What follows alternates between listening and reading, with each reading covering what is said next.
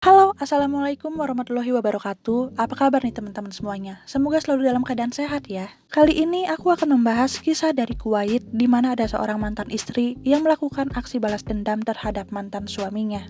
Karena mantan suaminya tersebut ingin menikah lagi. Namun aksi balas dendamnya tersebut salah sasaran dan malah menimbulkan korban jiwa bagi yang lainnya. Bahkan korbannya mencapai ratusan orang. Namun sebelum kita lanjut ke pembahasannya, tolong dukung aku dulu dengan klik tombol subscribe dan tolong juga aktifkan tombol loncengnya. Karena dukungan kalian berarti banget agar channel ini semakin berkembang. Kalau udah, nggak usah lama-lama lagi, kita lanjut ke pembahasannya.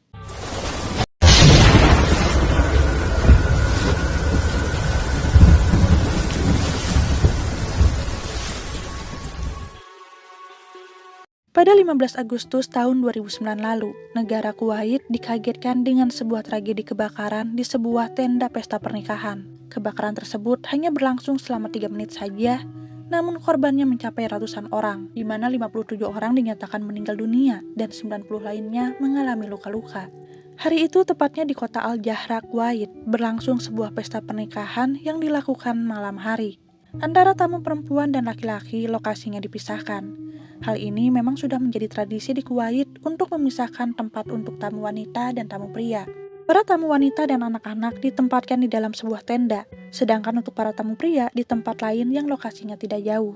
Tenda itu cukup besar karena bisa menampung 100 orang lebih, namun pintu keluar masuknya hanya ada satu.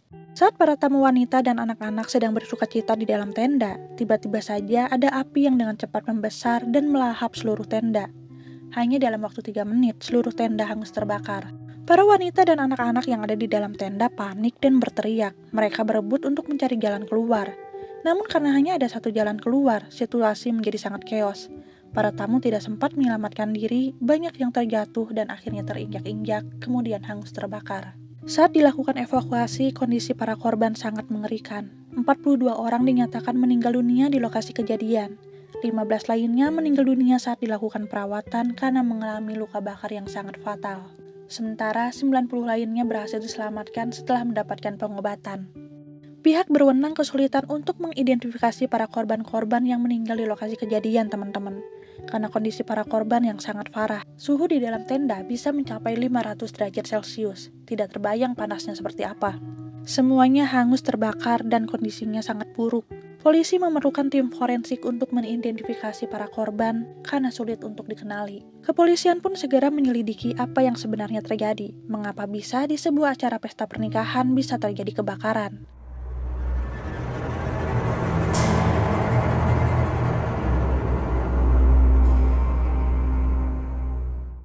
Pada awalnya mereka mengira ada dupa yang dibakar dan tidak sengaja apinya mengenai tenda. Namun setelah dilakukan penyelidikan lebih dalam, pelaku pada akhirnya dengan cepat tertangkap. Karena pada saat itu ada seorang saksi mata yang melihat pelaku sedang menyiramkan cairan yang diduga bensin ke tenda untuk tamu pernikahan. Pelaku tersebut bernama Nasra Yusef Muhammad Al-Enevi yang berusia 24 tahun. Esok harinya Nasra langsung ditangkap dan diinterogasi. Nasra pun mengakui kalau dia memang telah menyiram bensin ke tenda pernikahan tersebut kemudian membakarnya. Hal ini ia lakukan karena ia merasa cemburu dan sakit hati. Mantan suaminya yang bernama Jayed Yafira yang berusia 36 tahun menikah lagi. Awalnya Nasra dan Jayed sempat terlibat pertengkaran. Nasra tidak rela untuk dimadu, namun Jayed bersikukuh untuk tetap menikah lagi. Pada akhirnya keduanya pun bercerai. Setelah perceraian itu, Nasra harus merawat kedua anaknya yang masih kecil. Yang satu bernama Saka berusia 5 tahun dan satunya lagi bernama Muhammad berusia 3 tahun. Sakit hati yang semakin menjadi, apalagi setelah mendengar kabar pernikahan mantan suaminya, ditambah ingatan pada kekerasan fisik dan mental yang pernah didapat dari Jayed, membuat dendam di hati Nasra semakin menggebu-gebu, hingga terjadilah aksi kebakaran itu.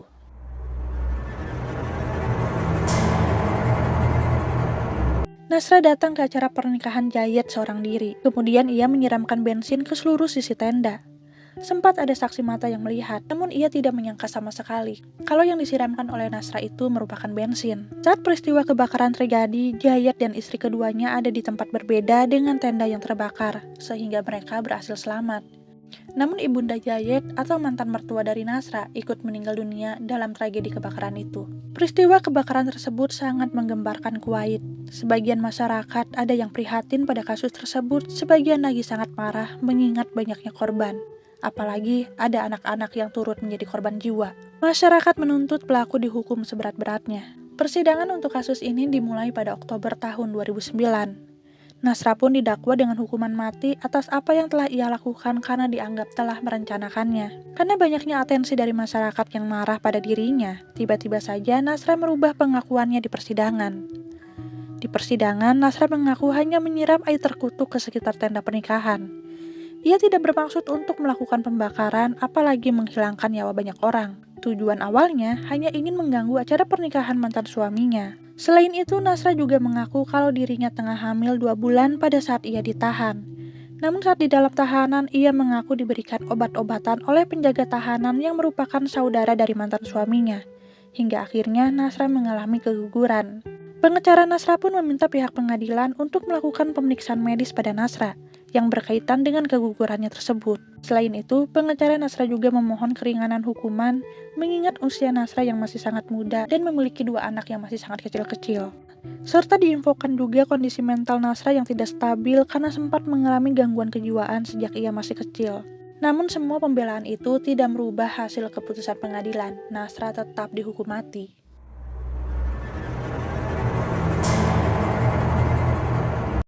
Hukuman mati bagi wanita di Kuwait sangat jarang terjadi. Biasanya hukuman akan diringankan menjadi hukuman seumur hidup.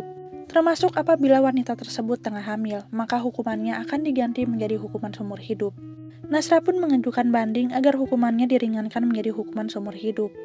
Sebetulnya ada cara lain yang bisa meringankan hukuman Nasra, yaitu apabila keluarga para korban meminta pengadilan menghapus hukuman mati tersebut. Namun pada kasus Nasra, tidak ada satupun keluarga korban yang bersedia memberikan penghapusan hukuman mati bagi Nasra.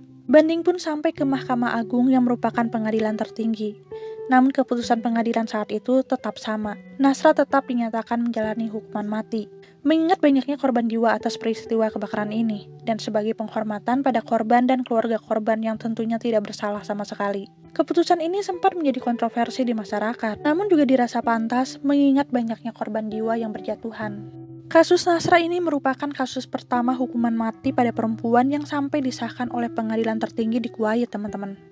Pemerintah pun mengucapkan belasungkawanya atas tragedi mengerikan ini. Karena memang saat itu tragedinya sangat menghebohkan seluruh Kuwait. Pada usianya yang ke-26 tahun atau tepatnya pada tanggal 25 Januari 2017, Nasra pun dieksekusi dengan cara digantung. Dikabarkan dirinya hampir pingsan saat eksekusi itu dilakukan. Nah itu dia kasusnya teman-teman. Bagaimana menurut kalian? Merinding banget gak sih dengernya? Ternyata menyimpan dendam itu tidak ada manfaatnya sama sekali untuk kita. Justru malah merugikan. Apa yang didapat oleh Nasra ternyata hanyalah sebuah penyesalan. Puluhan nyawa melayang hanya karena rasa sakit hatinya pada mantan suami.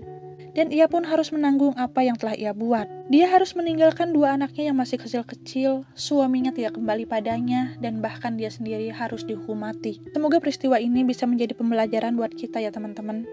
Terima kasih telah menonton video ini sampai selesai. Jangan lupa untuk klik tombol like dan share-nya kalau kalian suka dengan video ini. Assalamualaikum warahmatullahi wabarakatuh.